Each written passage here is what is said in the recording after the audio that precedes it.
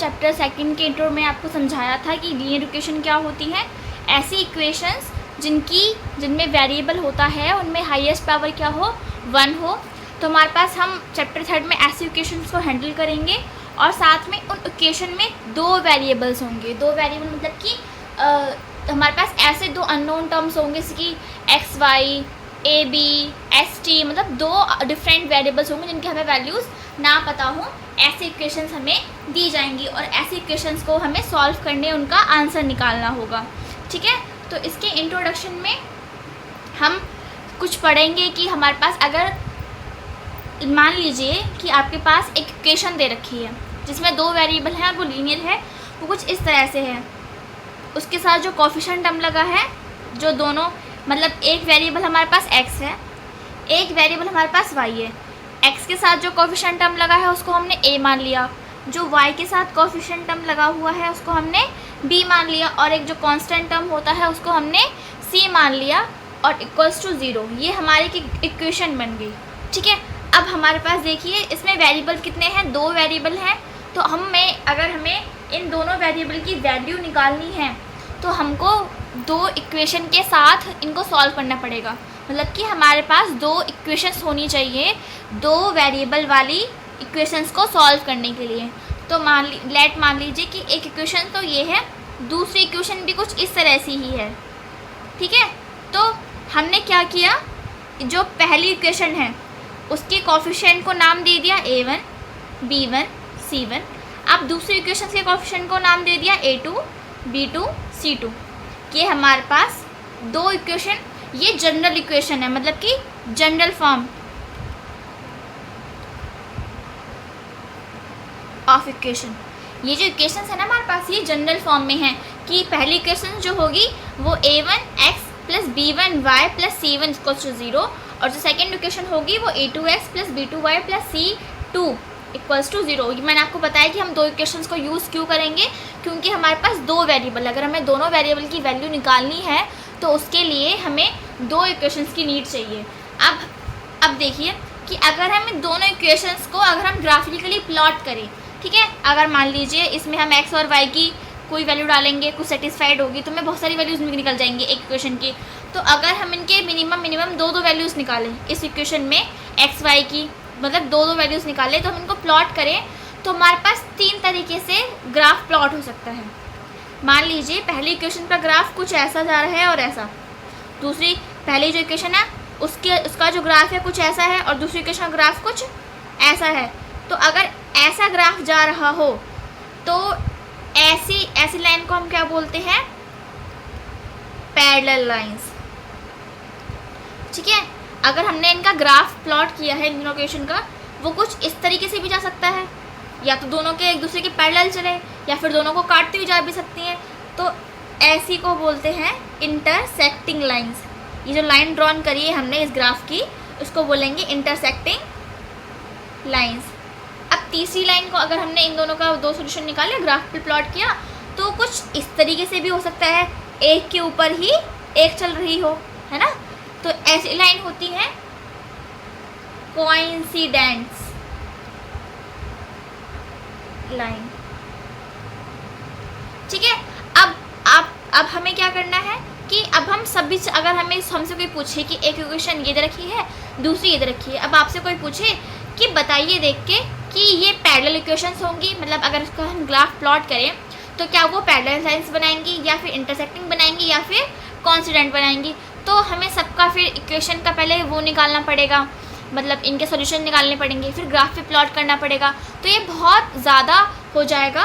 तो इसके लिए हम ये भी करते हैं, जो इनकी कोफिशिएंट्स है ना, a1 बाई a2, मतलब x के कोफिशिएंट, y के जो कोफिशिएंट है और जो न्यूमेरिकल टर्म है, अगर हम इनका रेशियो लेकर भी हम देख सकते हैं कि ये इंटरसेक्टिंग है, पैरेलल है या फिर कोइंसिडेंट है।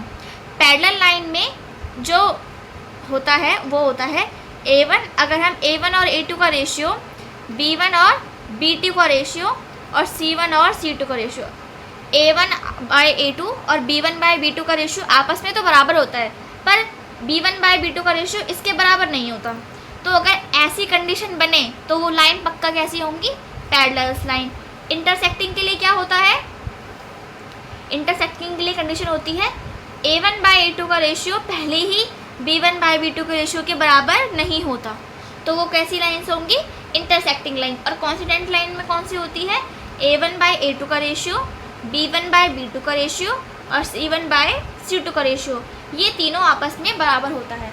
अगर आपसे कोई पूछे कि आपको इक्वेशंस दे रखी हैं और आपसे कोई पूछे कि आपको बताओ कि आप बताओ कि ये पैरेलल होंगी, इंटरसेक्टिंग होंगी या फिर कॉन्सिडेंट होंगी, तो आप इनके कोफिशिएंट का रेशियो निकाल कर भी ये देख सकते हैं। पैरेलल लाइंस के लिए कंडीशन क्या होती है?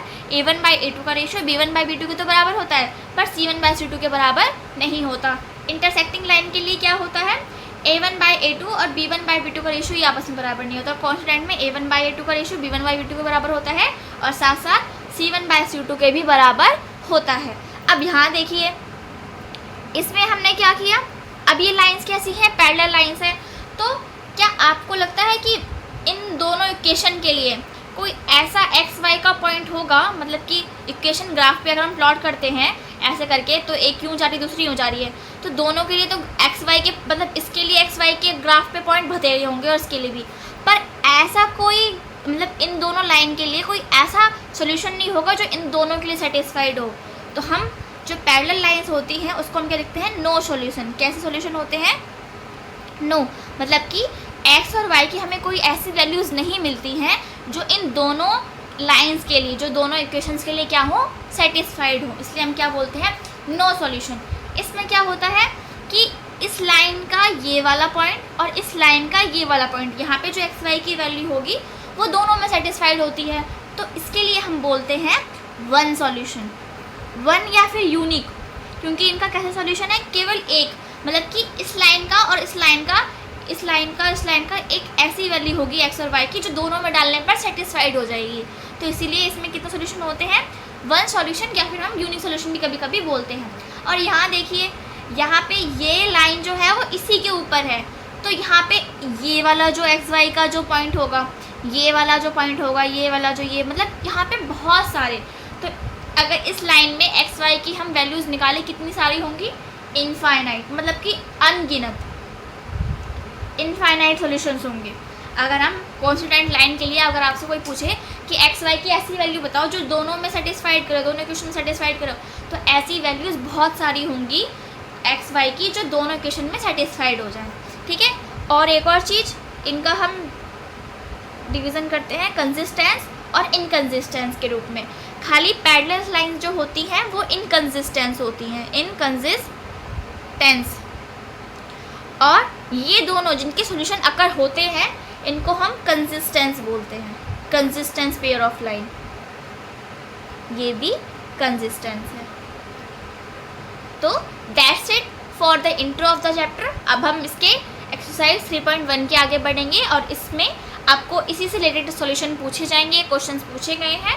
तो आई होप आपको ये समझ में आ गया होगा और हम 3.1 के क्वेश्चंस को बड़े आसानी से सॉल्व कर लेंगे अगर आपको ये समझ में आया हो तो। Thank you. तो आइए अब हम एक्सरसाइज 3.1 के फर्स्ट क्वेश्चन को सॉल्व करना स्टार्ट करते हैं। इसमें हमें बोला गया है form the pair of linear equation in the following problems. हमें प्रॉब्लम दी गई है, इसमें हमें लीनियर इक्वेशन के पेयर, मतलब हमें दो लीनियर इक्वेशन बनानी है और उसके सॉल्यूशन फाइंड करने हैं ग्राफिकली, मतलब कि हमें ग्राफ पे प्लॉट करके उसके सॉल्यूशन फाइंड करने हैं, मतलब कि ऐसा सॉल्यूशन जो दोनों में क्या हो? सेटिस्फाइड हो। तो पहले हम अपनी प्रॉब्लम को समझेंगे, उससे इक्वेशन बनाने की कोशिश करेंगे। ठीक है।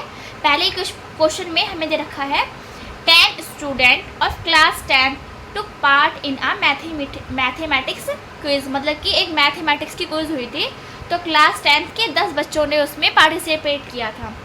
तो बोल रखा है आगे, if the number of girls is 4 more than the number of boys, मतलब कि लड़कों की संख्या से, मतलब जितने भी लड़के थे उससे 4 ज़्यादा लड़कियां थी। ठीक है। अब हमें फाइंड करना है कि कितने लड़कियां और कितने लड़के ने क्विज के अंदर पार्ट लिया था। तो आप पहले हम सॉल्व करना स्टार्ट करते हैं। हमें पहले दो इक्वेशन बनानी पड़ेंगी। तो हमें जो पूछा गया होता है, जैसे कि नंबर ऑफ़ बॉयज़ और नंबर ऑफ़ गर्ल्स, तो हम इनको वेरिएबल में मान लेते हैं क्योंकि हमारे पास ये अननोन है। तो हम मान लेते हैं कि let the number of boys, हमने बॉयज़ के नंबर मान लिए x, कि मान लीजिए कि जो x थे, मतलब लड़कों की संख्या थी वो x थी, और द नंबर ऑफ गर्ल्स, और जो लड़कियां थी वो कितनी थी, y थी। ठीक है, अब पहली इक्वेशन हमारी क्या बन जाएगी, पहली चीज़ तो हमें ये रखी है कि 10 स्टूडेंट ऑफ क्लास 10, मतलब कि 10 बच्चों ने लिया था, मतलब कि लड़के और लड़के, मतलब जो दो बॉयज़ और गर्ल्स दोनों का मिला के कितने बच्चे होंगे, 10 होंगे। गर्ल्स कितनी है, y, और बॉयज़ कितने हैं, x, मतलब कि x और y को जोड़ने पर कितना आएगा, 10। पहली इक्वेशन तो ये बन गई, दोनों की संख्या मतलब दोनों को मिलाकर 10 बच्चे थे, तो x और y को जोड़ने पर कितना आएगा, 10। ये तो हमारी इक्वेशन हो गई पहली। दूसरी इक्वेशन हमारी क्या बनेगी, दूसरी इक्वेशन बनेगी हमारी कि the number of girls is 4 more than the number of boys, मतलब कि जितने लड़के थे अगर लड़कों की संख्या में 4 जोड़ दिया जाए, समझ में आ रहा है कि लड़कों की संख्या में अगर 4 जोड़ दिया जाए तब लड़कियों की संख्या से वो क्या होगी, बराबर होगी। मतलब कि y जो है लड़कियों की संख्या लड़कों की संख्या के बराबर कब होगी, जब उसमें 4 और जोड़ दिया जाए, क्योंकि लड़कियां लड़कों से 4 ज़्यादा थी, तो लड़कों की संख्या में अगर हम 4 जोड़ दें तो वो लड़कियों की संख्या के बराबर हो जाएगी। तो पहली इक्वेशन तो हमारे पास ये आ गई x plus y equals to 10, और दूसरी आ गई y equals to x plus 4। अब इक्वेशंस बन गई। इक्वेशंस बनने के बाद हम क्या करते हैं, इनके दो दो सॉल्यूशन निकालते हैं अलग अलग, कि इस फर्स्ट इक्वेशन में x और y की कौन कौन सी वैल्यूज़ होंगी और सेकंड इक्वेशन में x और y की कौन कौन सी वैल्यूज़ होंगी। जब हम इनके सॉल्यूशंस निकाल लेंगे, वैल्यूज़ निकाल लेंगे, फिर हमको ग्राफ पे प्लॉट करेंगे। ग्राफ पे प्लॉट करने के बाद हम देखेंगे कि कौन सी एक ऐसी वैल्यू आ रही है जो दोनों में सेटिस्फाइड हो जाएगी, तो हम उसी फाइनल वैल्यू को हम क्या बोल देंगे, x की वैल्यू ये है और y की वैल्यू ये है। तो आइए हम पहले वाले इक्वेशन में x की वैल्यू क्या मान ले रहे हैं, सबसे पहले 0। ठीक है, अगर हम इसमें x की वैल्यू 0 मान लेंगे, 0 प्लस वाई इक्वल्स टू 10, तो y कितना आ जाएगा, 10, तो y आ गया 10। अब दूसरी बारी में y को 0 मान लेंगे, x जमा 0 इक्वल्स टू 10, तो हमारे पास y कितना आ जाएगा, सॉरी x कितना आ जाएगा, x आ जाएगा 10। ठीक है, तो हमने इस प्रकार फर्स्ट इक्वेशन के दो सॉल्यूशन निकाल लिए। अब हम सेकंड इक्वेशन के निकालेंगे। इसमें भी हम अगर x को 0 मानेंगे तो y कितना हो जाएगा, 4। हमने x को क्या माना, 0, तो फिर y equals to 0 plus 4, y आ जाएगा 4। और दूसरी बारी में हमने x को मान लिया 1, x बराबर y बराबर x के पे 1 रखा और 1 प्लस 4, तो y आ जाएगा 5। अगर हमने x को 1 माना तो y कितना आ गया, 5। आपकी मर्ज़ी, आप किसी को कुछ भी मान लो और दूसरे क्वेश्चन की वैल्यू हमारे पास कुछ आ जाएगी। दूसरे वेरिएबल की वैल्यू अगर हमने 1 को मान लिया तो वो हमने यहाँ पुट कर देनी है। अब हम ग्राफ बनाएंगे। ग्राफ बना के ये जो हमारे पास दो पॉइंट्स आए हैं 0, 10 और 10 और 0, इस पॉइंट को मिलाते हुए एक लाइन खींचेंगे, एक ग्राफ खींचेंगे, इसकी इक्वेशन ये हो जाएगी। अब ये इसके भी पॉइंट 0, 4 और 1, 5, इन दोनों पॉइंट को आपस में मिलाते हुए एक लाइन या फिर एक ग्राफ खींचेंगे, जिससे हमारे पास सेकंड इक्वेशन का ग्राफ खींच जाएगा। तो देखिए मैंने कुछ इस प्रकार ग्राफ बना लिया है। आप लोग इस ग्राफ को अपने ग्राफ पेपर पे ड्रॉन करना। तो पहले वाले इक्वेशंस की जो हमें पॉइंट्स दे रखे थे वो क्या क्या थे। पहला पॉइंट था 0 और 10, 0x और y की वैल्यू क्या है, 10 है ना।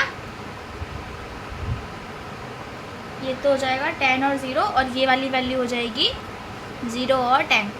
ये हमारे फर्स्ट इक्वेशंस के पॉइंट्स थे। अब हम इनको मीट करेंगे, जोड़ेंगे एक दूसरे से।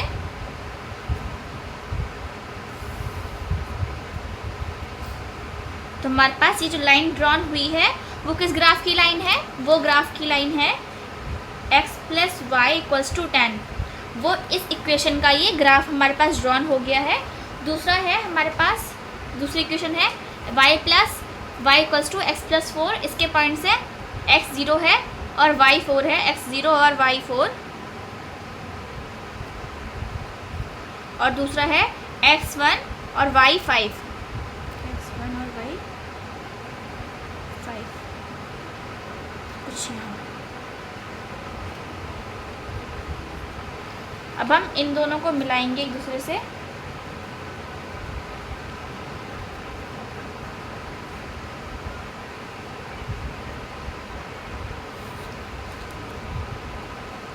तो हमारे पास ये जो लाइन आई है वो इस इक्वेशन की है, y equals to x plus 4, second equation की। अब ये लाइन और ये लाइन कैसी है? इंटरसेक्टिंग लाइन, मतलब कि इस लाइन पे दोनों का की जो वैल्यू है 3 यहाँ से और यहाँ से 7, x की वैल्यू है 3 और y की वैल्यू है 7। मतलब कि जो इस वाले इक्वेशन में, पहली इक्वेशन में x plus y equals to 10 और दूसरी इक्वेशन में y equals to x plus 4, इन दोनों की जो एक सेटिस्फेक्शन वैल्यू है, जो दोनों में x और y की वैल्यू है 3, x की वैल्यू और 7, y की वैल्यू 7, ये दोनों में क्या है? सेटिस्फाइड हो रही है। तो दोनों का एक कॉमन सोल्यूशन आया हमारे पास जो है 3 और 7। तो हमारे पास x की वैल्यू 3 आ गई, y की वैल्यू 7 जो हमने लेट की थी। बॉयज़ कितने थे हमारे पास? x, और x की वैल्यू कितनी आई है? 3, और गर्ल्स कितनी थी हमारे पास? y, और y की वैल्यू कितनी आई हमारे पास? 7। तो हम वही लिख देंगे।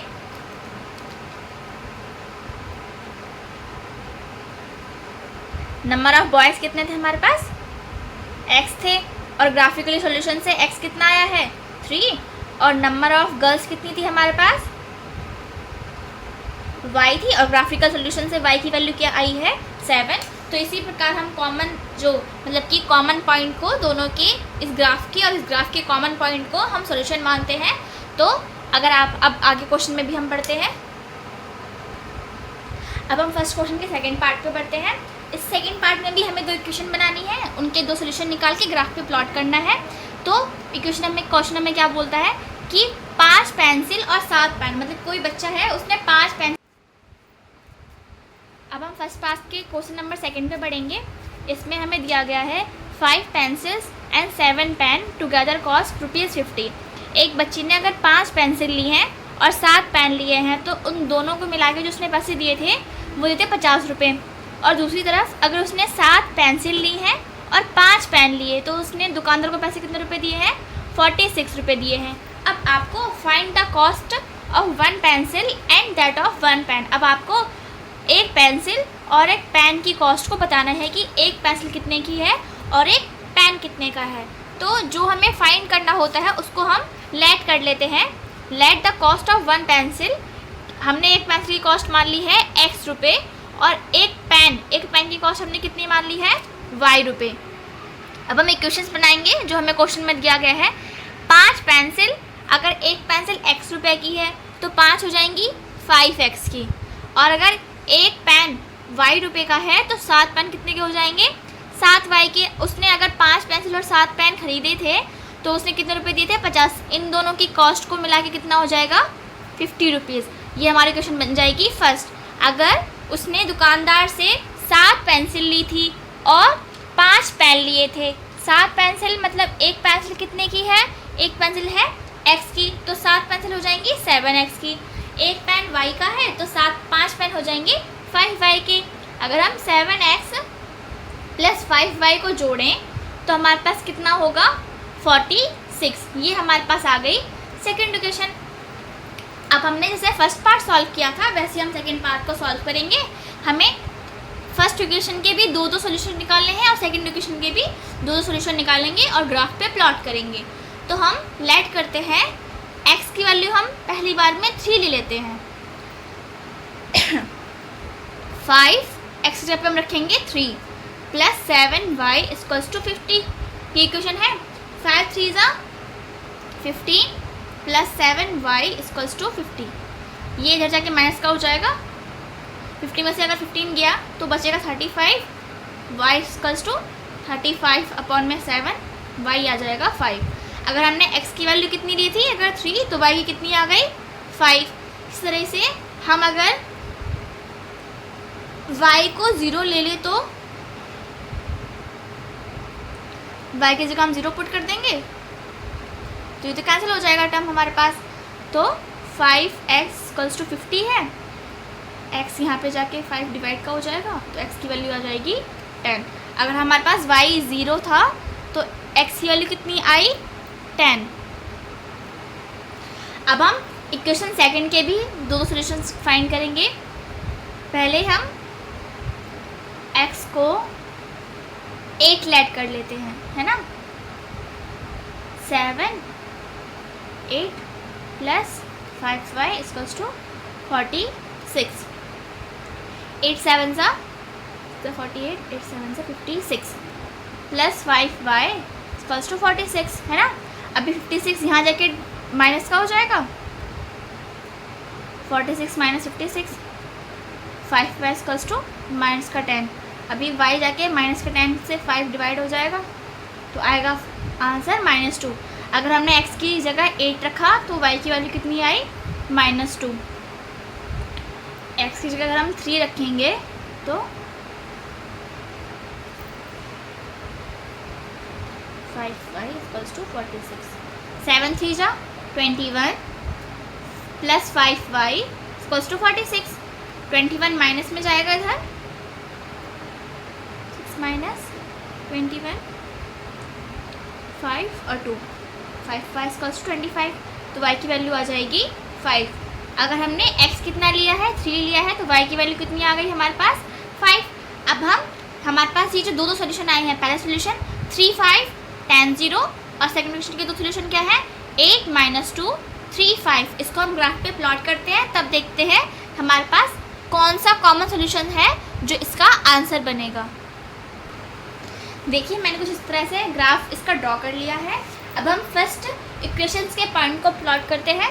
पहला पॉइंट है 3 5, x की वैल्यू 3 और y की वैल्यू है हमारे पास 5। यहाँ से यहाँ ये रहा कुछ, है ना। 3 5 और x की वैल्यू है 10 और y की वैल्यू है 0। एक ग्राफ हमारा, एक पॉइंट ये। अब हम इन दोनों पॉइंट्स को मीट करेंगे तो जो ये लाइन ड्रॉन हुई है वो कौन से ग्राफ की लाइन है 5x plus 7y equals to 50। इस इक्वेशन की हमने ये लाइन ड्रॉ कर दी है, 3 5 पॉइंट और 10 0 पॉइंट। अब इस तरह से हम सेकंड पॉइंट को भी, सेकंड ग्राफ के भी प्लॉट करेंगे। इसमें पहला पॉइंट है x की वैल्यू 8 और y की वैल्यू -2 और x की वैल्यू कितनी है, सॉरी y की वैल्यू है -2 और x की वैल्यू है 8। कुछ यहाँ इस तरीके से, हाँ x की वैल्यू 8, y की वैल्यू -2 और दूसरी वैल्यू है 3 और 5। x की वैल्यू 3 और देन y की वैल्यू 5। यही फिर से अब हम इसको मीट करेंगे, इन दोनों को पॉइंट को।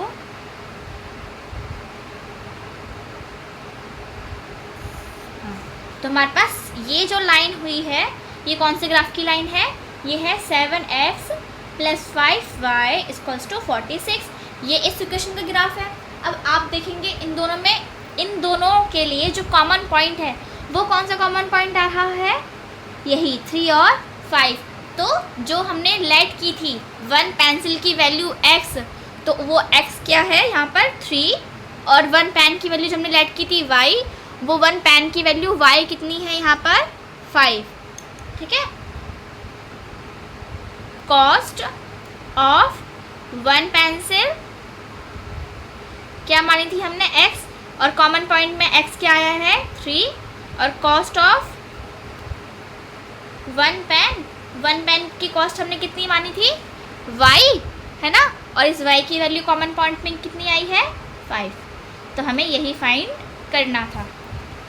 अब इसके क्वेश्चन नंबर सेकंड पे बढ़ते हैं। क्वेश्चन नंबर सेकंड में हमें से पूछा गया है कि पहले तो आपको जो लाइंस दे रखी हैं ये, इनकी रेशियोज़ a1/a2, b1/b2 और c1/c2 को कंपेयर करते हुए बताना है कि जो following pair of linear equations हैं ये क्या एक इंटरसेक्ट करेंगी एक पॉइंट पे, या फिर ये पैरेलल होंगी, या फिर ये कोइंसिडेंट होंगी। मैंने आपको इंट्रो में बताया था कि अगर आप इनके रेशियो से भी फाइंड कर सकते हैं कि ये लाइन जो है वो ग्राफ पे किस तरह से शो होंगी, इंटरसेक्ट करती हुई दिखेंगी हमको, कि एक दूसरे के पैरेलल जाती हुई दिखेंगी, या फिर एक दूसरे के ऊपर मतलब कोइंसिडेंट दिखेंगी। तो हम सबसे पहले इनका क्या करते हैं, रेशियोज फाइंड करते हैं। a1/a2 क्या होगा यहाँ पर, a1/a2 क्या होता है, x के जो कोफिशिएंट होते हैं ना उनका रेशियो। तो पहली इक्वेशन ये है, तो इसके कोफिशिएंट जितने भी होंगे a b c, इनको हम a1 b1 और c1 ऐड करते हैं। और जो सेकंड इक्वेशन है हमारे पास, इसमें जो भी कोफिशिएंट है a b c, इसको हम a2 b2 और c2 के रूप में डिफाइन करते हैं, ताकि दोनों में क्या हो, डिफरेंस पता चल सके।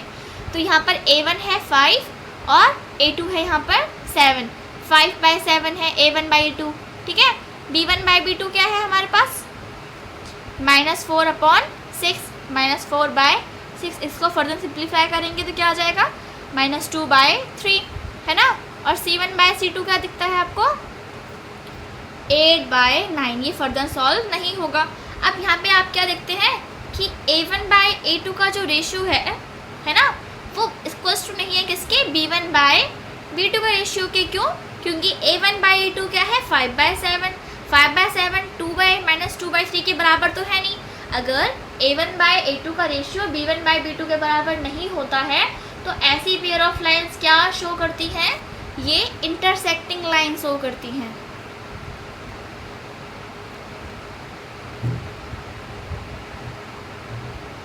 ठीक है, अब हम सेकंड क्वेश्चन पे बढ़ते हैं, इसके सेकंड पार्ट पे। इसमें भी हम a1/a2 का रेशियो फाइंड करेंगे, जो है a1/a2 9/18। फर्दर सॉल्व करेंगे 1/2 आएगा। b1/b2 का रेशियो फाइंड करते हैं, b1 है 3 और b2 है हमारे पास 6। फर्दर सॉल्व करेंगे क्या आएगा, 1/2। और अगर c1/c2 का रेशियो फाइंड करें तो c1 है 12 और c2 है 24।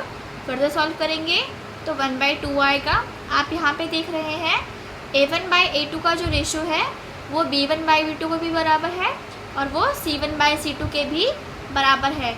ऐसी लाइंस, अगर ऐसी जो कंडीशन है वो किसमें शो होती है, वो कोइंसिडेंस लाइन में शो होती है। तो ये पेयर ऑफ लाइन कौन सी पेयर ऑफ लाइन है, coincident pair of line. Third part पे बढ़ते हैं।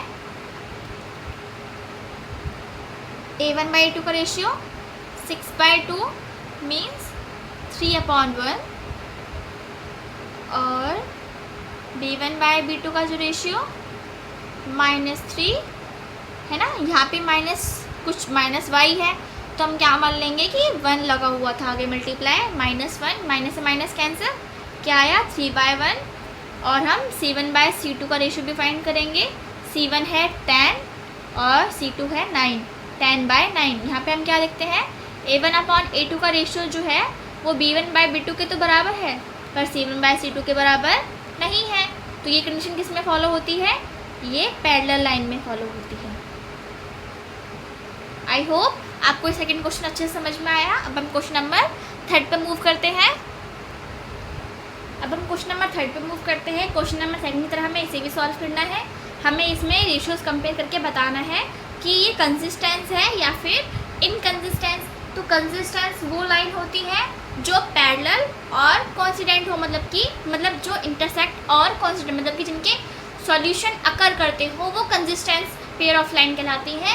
और पैरेलल लाइन वो लाइन होती है जिसकी सॉल्यूशन अकर नहीं करती, इसीलिए हम उसे इनकंसिस्टेंस लाइन या फिर इनकंसिस्टेंट पेयर ऑफ इक्वेशन भी बोलते हैं। तो हम a1/a2 और b1/b2 का रेशियो फाइंड करके हम इसमें पहले ये देखेंगे कि ये इंटरसेक्टिंग है, कंसिस्टेंस है या फिर पैरेलल है। अगर इंटरसेक्टिंग और कंसिस्टेंस हुई तो हम बोल देंगे कि ये कंसिस्टेंट है, अगर पैरेलल हुई तो बोल देंगे कि ये इनकंसिस्टेंस है।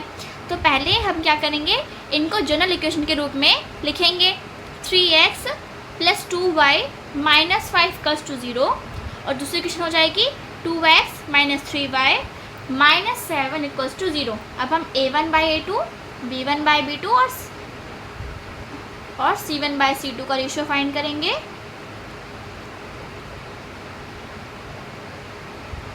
a1/a2 का रेशियो है 3/2, b1/b2 का रेशियो है 2/-3 और इसका रेशियो है -7/-5। 5/-7, तो वो कैंसिल होके क्या बन जाएगा 5/7। अब हम यहाँ पे क्या देख रहे हैं, A1/A2 का जो रेशियो है वो B1/B2 के रेशियो के बराबर नहीं है। ये 3/2 है, ये 2/-3 है ना। तो हम क्या लिखेंगे, ये इंटरसेक्टिंग लाइन है,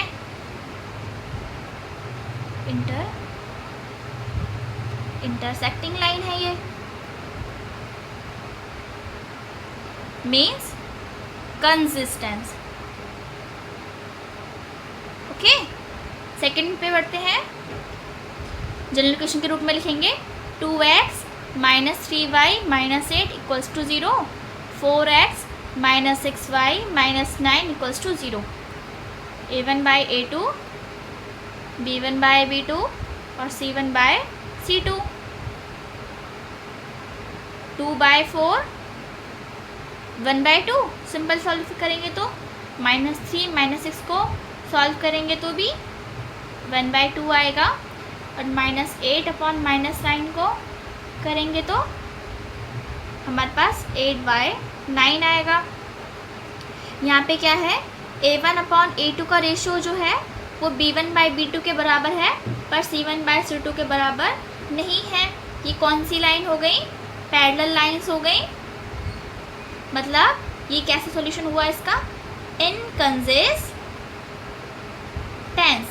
ओके, थर्ड पे बढ़ते हैं। 3/2x + 5/3y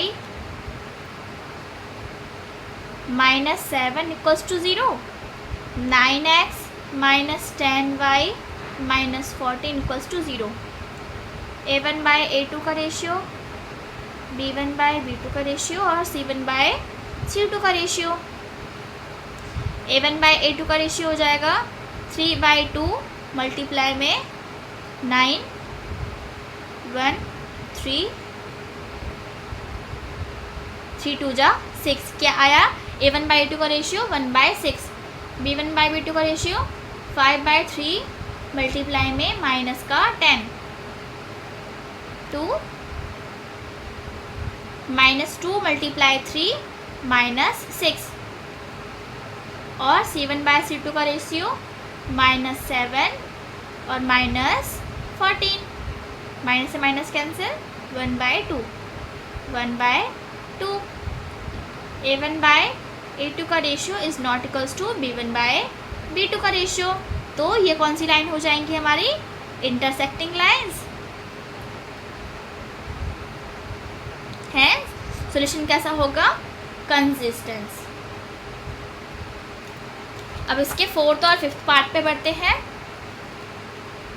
फोर्थ पार्ट में इक्वेशन दे रखी है 5x - 3y = 11, और दूसरी इक्वेशन दे रखी है -10x + 6y = -22, और फिफ्थ पार्ट में 4/3x + 2y = 7। सेकेंड इक्वेशन है 2x + 3y = 12। सॉल्व करते हैं।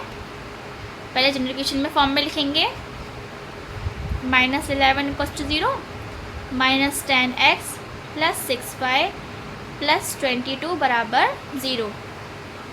A1/A2 का रेशियो, B1/B2 का रेशियो और C1/C2 का रेशियो। A1/A2 5/-10, 1/2, -3/6, 1/2, -1/2, और इसका रेशियो -11/22, ऑल्सो -1/2। तो हम यहाँ पे क्या देखते हैं, A1/A2 = है B1/B2 = C1/C2, hence they are coincidence lines. तो सॉल्यूशन कैसा होगा, कंसिस्टेंस। इसके फिफ्थ पार्ट पे बढ़ते हैं। 4/3x + 2y - 7 = 0, 2x plus 3y minus 12 equals to 0। अब हम रेशियोज फाइंड करेंगे। a1/a2 4 3 मल्टीप्लाई 2 1 2 जा 2/3 है ना। b1/b2 का रेशियो 2 और 3 और c1/c2 का रेशियो -7/-12 7/12। यहाँ पे हम क्या देखते हैं, a1/a2 का रेशियो इक्वल्स टू है b1/b2 के, but not equals to c1/c2। तो ये लाइन कैसी हुई, पैरेलल लाइंस। सॉल्यूशन कैसा होगा, इनकंसिस्टेंस। आई होप आपको थर्ड क्वेश्चन भी ईजिली समझ आया होगा। अब हम क्वेश्चन नंबर 4 पे मूव करते हैं। क्वेश्चन नंबर 4 में हमसे पूछा गया है कि जो पार्ट्स है उसमें अगर pair of linear equation consistence है या फिर इनकंसिस्टेंस, ये बताइए। अगर वो कंसिस्टेंट है मतलब कि उनके सोल्यूशन अकर करते हैं, अगर कंसिस्टेंट हैं तो उसके आपको सोल्यूशन ग्राफिकली निकालने हैं। तो पहले हम चेक करेंगे कि ये कंसिस्टेंट है या फिर इनकंसिस्टेंट। तो इसके लिए आपको क्या करना पड़ेगा, इनको जनरल इक्वेशन के रूप में लिखना पड़ेगा। -10 इक्वल्स टू 0 है ना, ये माइनस है। अब a1/a2 b1/b2 और c1/c2 का रेशियो फाइंड करेंगे। 1/2, y के आगे भी कुछ नहीं है तो 1/2 और -5 -10 ऑल्सो 1/2। तो हम क्या रखते हैं, a1/a2 का रेशियो b1/b2 के रेशियो के बराबर है और वही c1/c2 के रेशियो के बराबर है। तो ये कौन सी लाइन, पेयर ऑफ लाइन बन गई हमारी, कंसिस्टेंट पेयर ऑफ सॉल्यूशन है। मतलब कि ये कौन सी लाइन है हमारी, कोइंसिडेंट।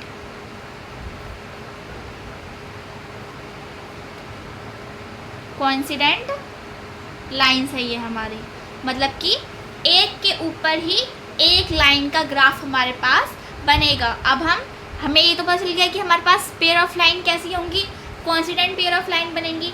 अब आपको इसको ग्राफ पे प्लॉट करना है। ग्राफ पे प्लॉट करने के लिए हमें क्या करना पड़ता है, पहली इक्वेशंस के और दूसरी इक्वेशंस के, हमें इन दोनों इक्वेशंस के दो सोल्यूशन फाइंड करने पड़ते हैं, फिर उनको ग्राफ पे प्लॉट करना पड़ता है ना। x है, y है, तो देखिए अगर हम x की जगह पे 0 पुट करते हैं तो y की वैल्यू कितनी आएगी, 5। अगर y की जगह पे 0 पुट करते हैं तो x की वैल्यू कितनी आएगी, 5 है ना। आप सॉल्व करके भी दिखा सकते हैं, वरना ऐसे भी लिख सकते हैं। ये तो हमारी फर्स्ट इक्वेशन हो गई। सेकंड इक्वेशन है 2x plus 2y equals to 10 है ना। इसमें भी अगर आप x की वैल्यू क्या लेंगे, 0, तो y की वैल्यू 5 आएगी। अगर y की वैल्यू 0 लेंगे तो x की वैल्यू 5। इसमें देखिए यही 2 पॉइंट्स कॉमन है, इसमें यही 2 पॉइंट्स नहीं, बहुत सारे पॉइंट्स कॉमन होते हैं। ये आपको अभी ग्राफ पे भी शो करके दिखाना है। ग्राफ में अगले पेज पे ड्रॉ करके आपको दिखाती हूँ। देखिए मैंने ग्राफ ड्रॉन कर लिया है।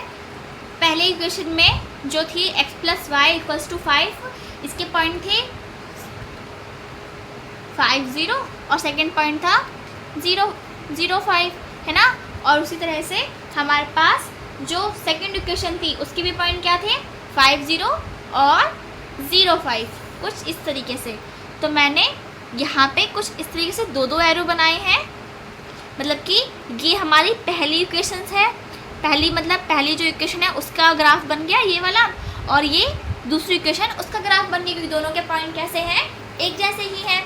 तो मैं यहाँ पे दोनों के इक्वेशन लिख दूँगी, x प्लस 5 इक्वल टू 0, और इस तरफ लिख दूँगी दूसरी equations 2x plus 2y equals to 10।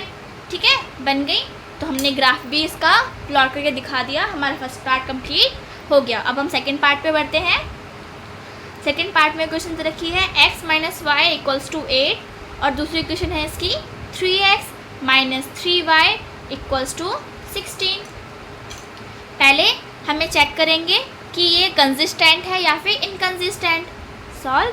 पहले हम इसको जनरल इक्वेशन के रूप में लिखेंगे, x minus y minus 8 equals to 0, 3x minus 3y minus 16 equals to 0। अब हम a1 बाई a2 और b1 बाई b2 और c1 बाई c2 का रेशियो लेंगे।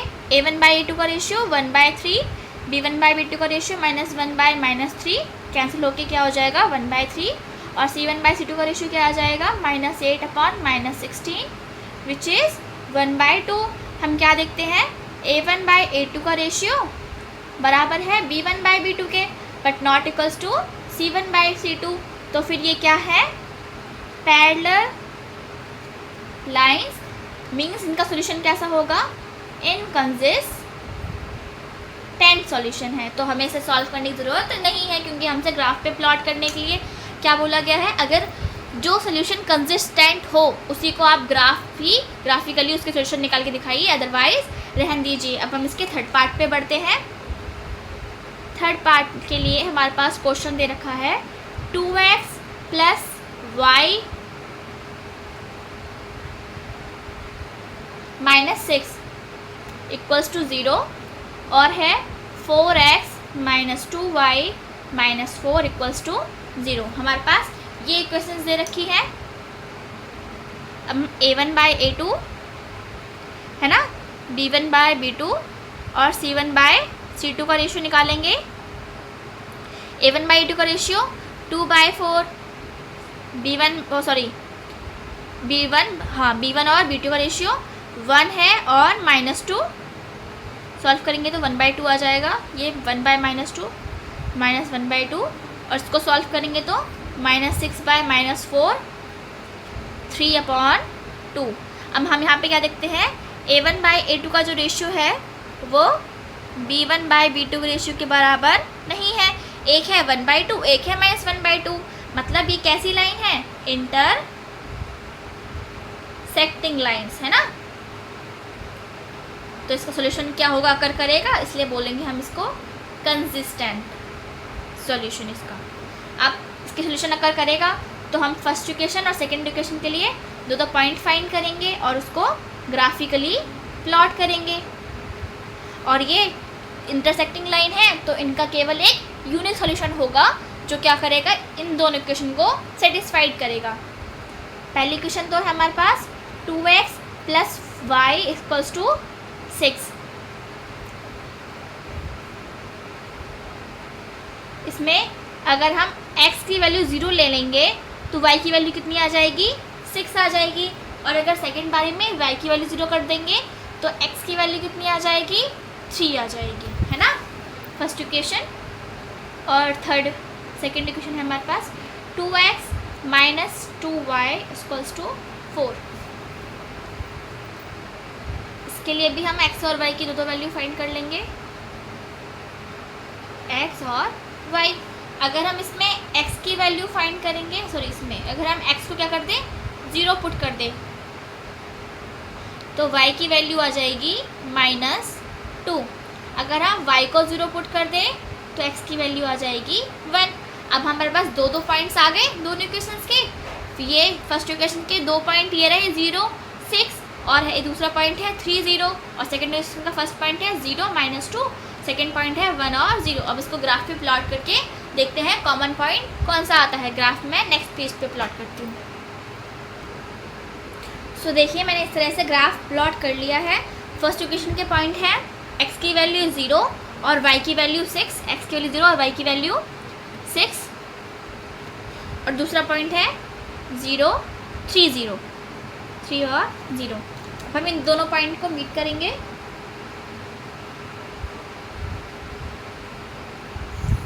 ये हमारे पास लाइन आ गई, कौन सी इक्वेशन की है, 2x plus y equals to 6, है ना। अब हम सेकेंड लाइन के ग्राफ प्लॉट करेंगे। x की वैल्यू है 0 और y की वैल्यू है हमारे पास -2, 0 और -2, और y की वैल्यू 0, x की वैल्यू 1। अब हम इन दोनों को भी मीट कर देंगे एक दूसरे से।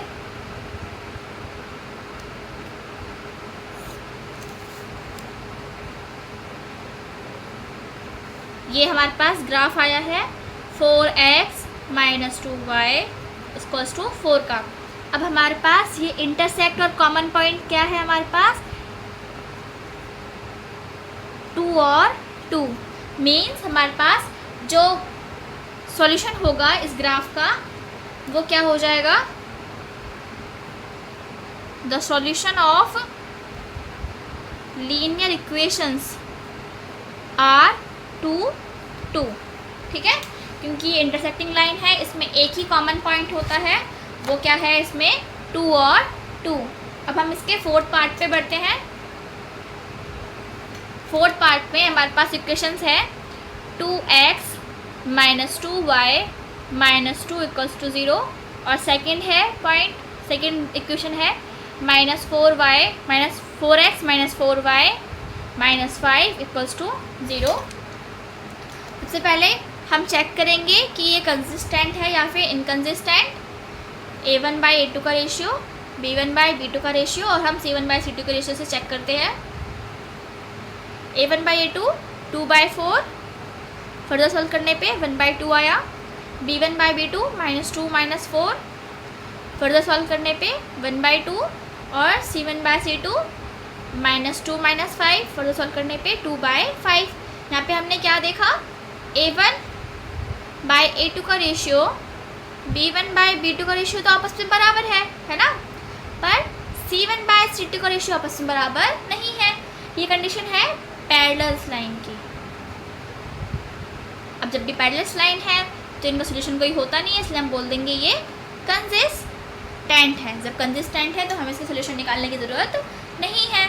तो इस तरह से हमारा क्वेश्चन 4 कंप्लीट होता है। अब हम क्वेश्चन 5 पे मूव ऑन करते हैं। क्वेश्चन 5 में हमें एक प्रॉब्लम दी गई है। इस प्रॉब्लम में हमसे बोला गया है कि half the perimeter of a rectangular garden whose length is 4 metre more than its width is 36।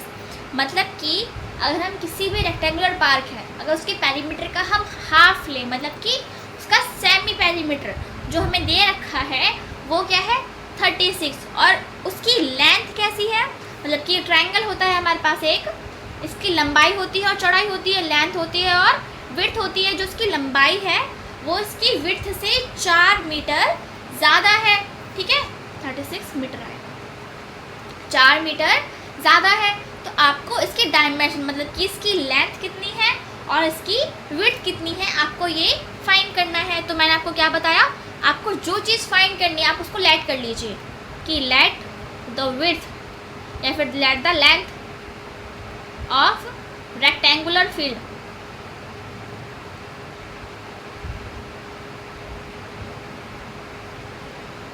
Field क्या है, x मीटर है, ठीक है, और इसकी विड्थ है, विड्थ कितनी है इसकी y मीटर। हमने इसकी लेंथ कितनी मान ली x मीटर, है ना, और इसकी विड्थ कितनी मान ली y मीटर। अब आपको दो इक्वेशन आपकी प्रॉब्लम में ही दी गई है। पहली चीज़ ये रखी है कि इनका हाफ सेंटीमीटर, हाफ सेंटीमीटर क्या होता है, पेरीमीटर मतलब क्या होता है, इनकी इक्वेशन, मतलब इनकी जो ये साइड्स है इन सबको जोड़ दो, ठीक है।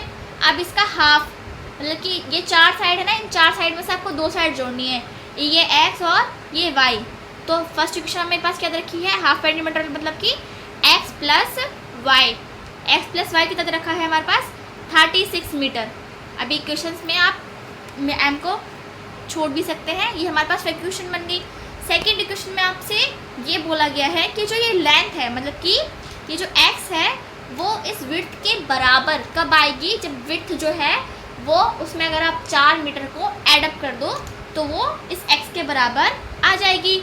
सेकेंड क्वेश्चन आपकी क्या है, x इक्वल्स टू y में जब हम 4 ऐड कर दें, मतलब कि जो हमारे पास विड्थ है वो लेंथ के बराबर कब होगी, जब विड्थ अपने अंदर 4 मीटर और ऐड कर ले, ठीक है। तो आपके पास ये दो इक्वेशन आ चुकी हैं, पहली ये वाली और दूसरी ये वाली। अभी तक आपने और कोई मेथड नहीं सीखा है तो मैं चाहती हूँ कि आप इसको as it is graphically solve करें, जिस तरीके से मैंने बाकी क्वेश्चन आपको सॉल्व करना सिखाया है। इन दोनों इक्वेशंस के आपको दो दो वो निकालने हैं सॉल्यूशंस, फिर आपको उनको ग्राफ पे प्लॉट करके देखना है, फिर आप देखेंगे आपको फिर फिर इनका एक कॉमन सोल्यूशन मिलेगा, वो एक्स और वाई की वैल्यू हो जाएगी। मैं आपको सब्स्टिट्यूशन मेथड से इसको करना सिखाती हूँ, जो आपके 3.2 आई थिंक या फिर 3.2 या फिर 3.3 में वो मेथड आपका यूज़ होने वाला है। तो आइए आप थोड़ा बहुत मेथड यहीं पर समझ लीजिए। सब्स्टिट्यूशन मेथड में हम क्या करते हैं, किसी एक वेरिएबल की वैल्यू फर्स्ट इक्वेशन से या फिर सेकंड इक्वेशन से निकालते हैं, उसे सेकंड में पुट कर देते हैं। लाइक जैसे कि हमें यहाँ पे दे रखा है x + y 36 है, और सेकंड इक्वेशन में दे रखा है कि x की वैल्यू क्या है, y = y में 4 जमा करना है। तो मैं क्या करती हूँ, पुट सेकंड इन फर्स्ट, मतलब मैंने ये इस वाली x की वैल्यू को ना मैं सेकंड मतलब फर्स्ट इक्वेशन में डाल दूँगी।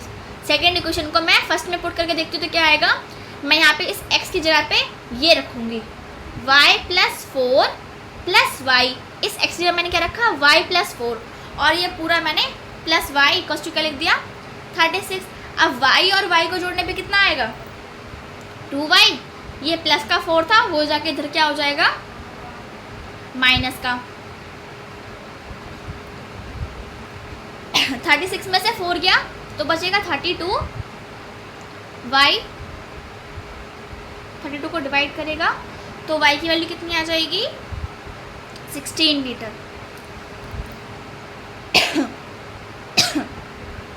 अब put y = 16 metre in second.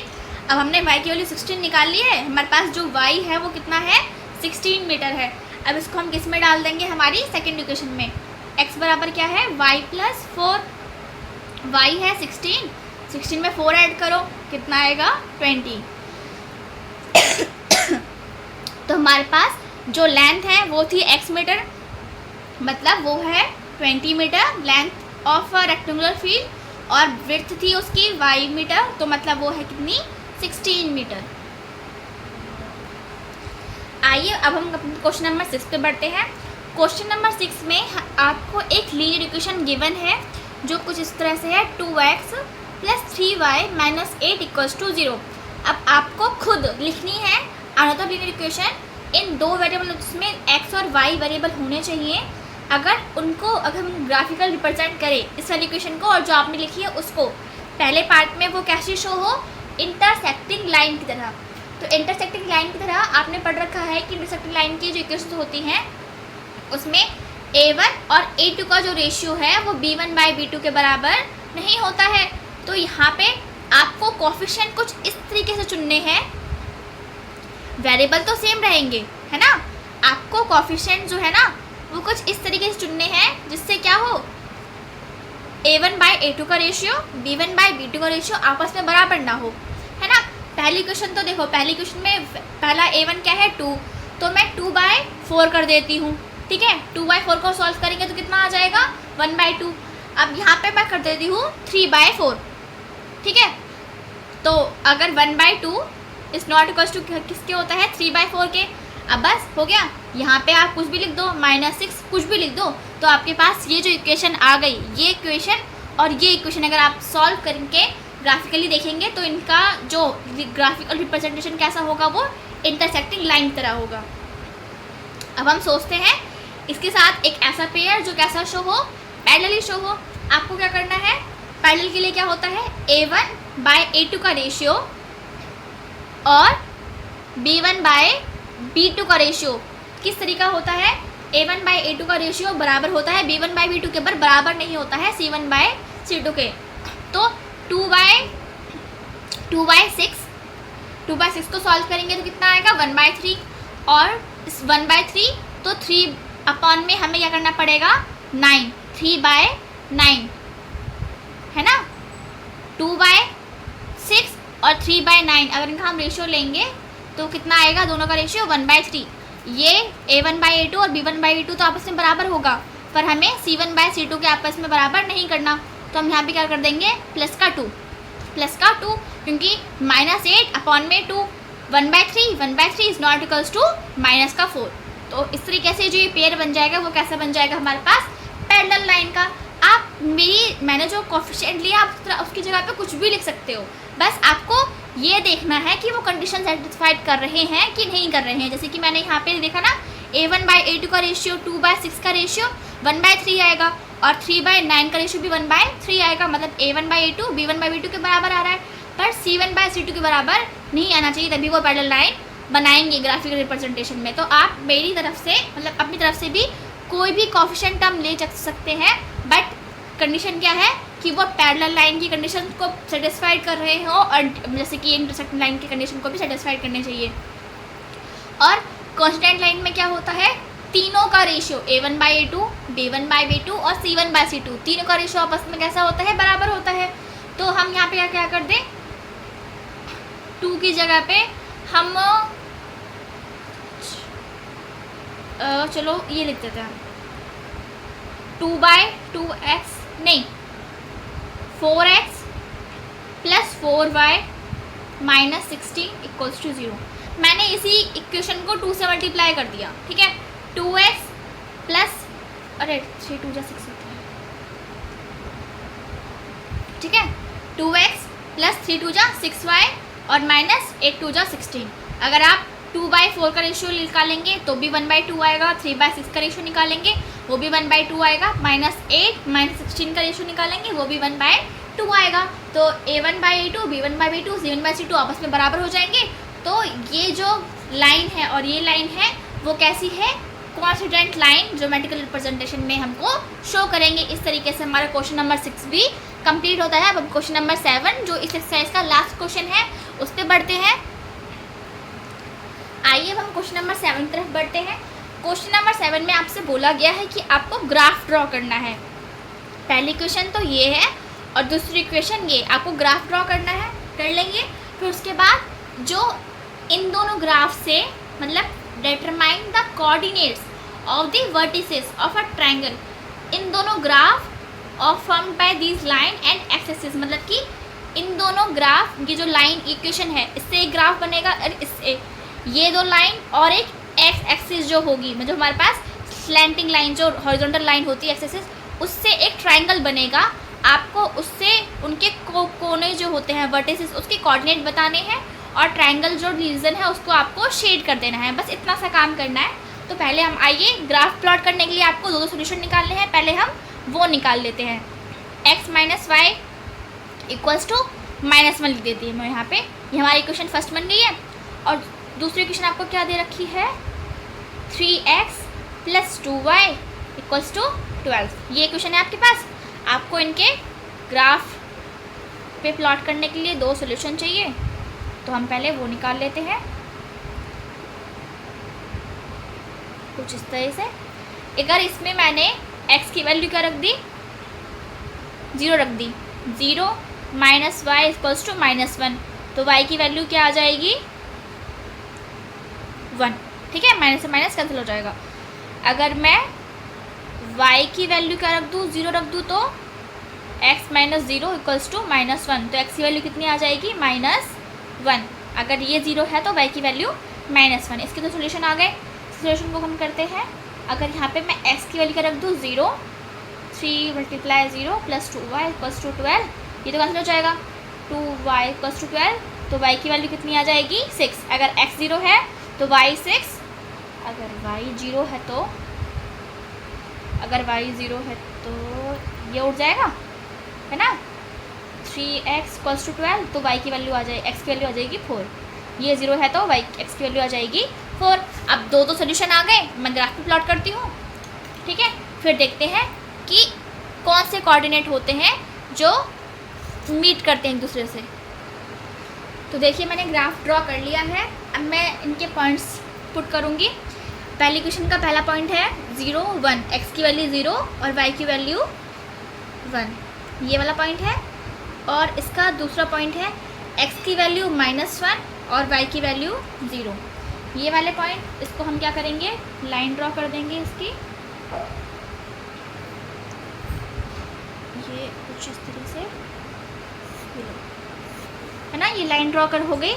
ये कौन से ग्राफ इक्वेशन की है, x - y = -1 की। अब हम सेकंड वाले इक्वेशन की भी लाइन ड्रॉ करेंगे, जो है x की वैल्यू 0, y की वैल्यू है 6, 0 और 6, x की वैल्यू 4 एंड y की वैल्यू 0, कुछ ये वाला है ना।